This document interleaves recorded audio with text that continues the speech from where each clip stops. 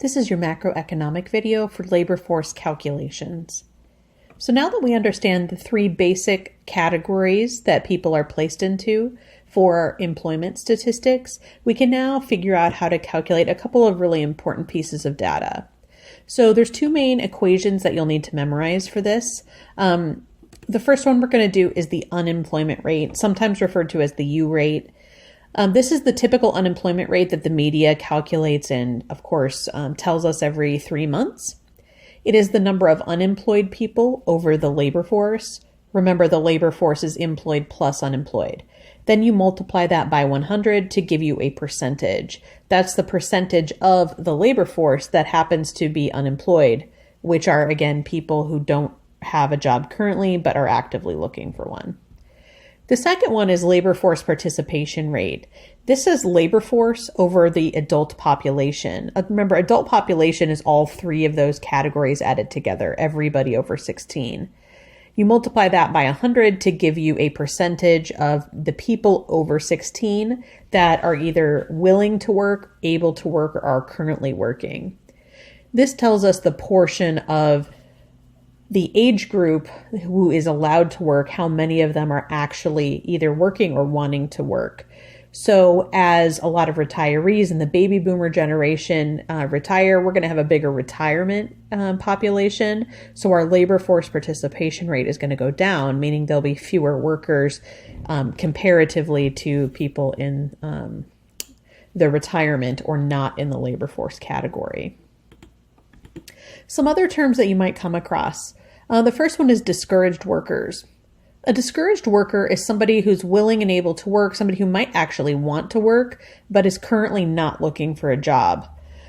This happens when we have long recessions, really bad economies. Sometimes people who are low skilled spend months or years looking for a job, and that becomes very frustrating. And at some point they just give up. They just stop looking, because if you've looked for a year and you can't find a job or get a call back, what happens, they just go and, live on friends' couches.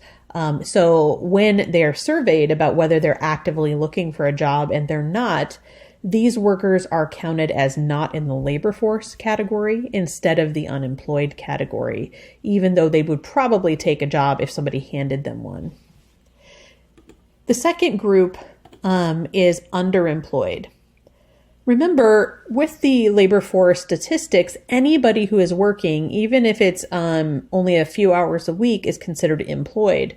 But some people have part-time jobs, but they need a full-time job to pay their bills, or they have to take up multiple part-time jobs and work, 50, 60, 70 hours a week in order to pay the bills.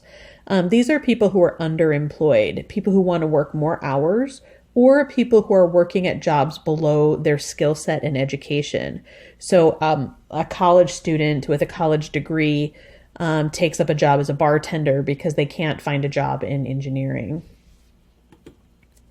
And typically all labor force statistics from the government are considered civilian labor force. They generally do not, even though members of the military are being paid and they are employed, the size of our military does not coordinate with the total economy. It typically coordinates with whether we're in a war or peacetime. So they typically take out surges in military employment due to wars. So for your next act of learning, I want you to calculate labor force statistics. These are true labor force statistics from the United States in October 2019. You are going to compute labor force, unemployment rate, adult population, and labor force participation rate.